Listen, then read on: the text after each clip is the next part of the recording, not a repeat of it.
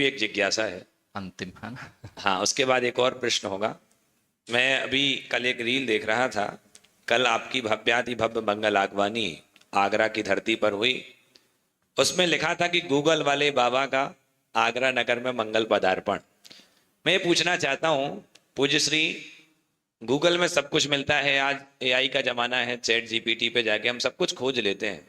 और आपने तो गूगल जैसी कंपनी में जॉब किया, आपको सब कुछ मिला है कि, लेकिन ऐसा क्या था जो उस गूगल में नहीं मिला और आपको आचार्य विशुद्ध सागर जी से मिला? आपने गूगल में सब कुछ करने के बाद सब कुछ छोड़ दिया।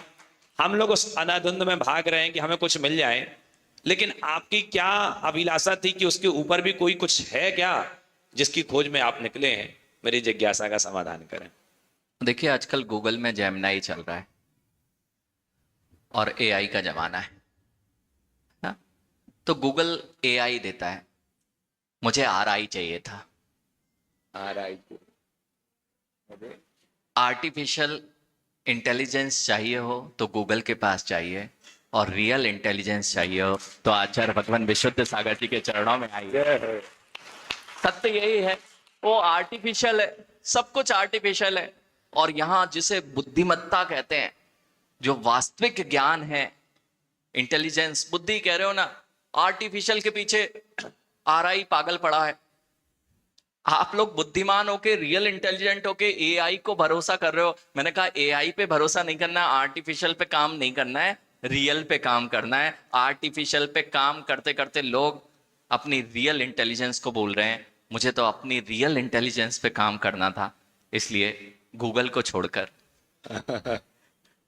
आचार्य विशुद्ध सागर जी भगवंत के चरणों में पहुंच गए कि रियल इंटेलिजेंस पे काम होगा तो यही होगा। दुनिया में और कोई भी बड़ी कंपनी इस पे काम नहीं कर सकती। बहुत बढ़िया, बहुत अच्छी यूनिवर्सिटी है।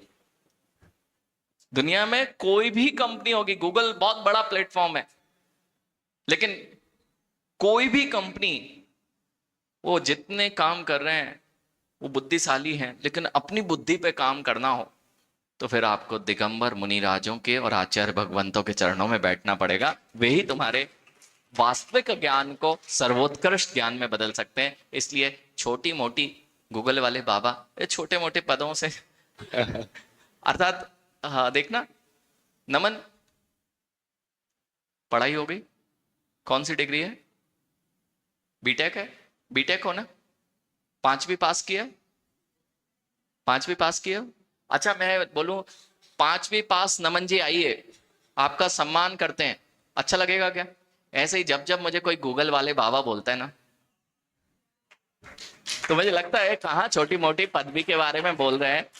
जिसको पंच परमेष्टि पद पर विराजमान कर दिया आचार्य भगवान विशुद्ध सागर जी ने, वहां गूगल वाले बाबा ये 5वीं पास की बात कर रहे हैं।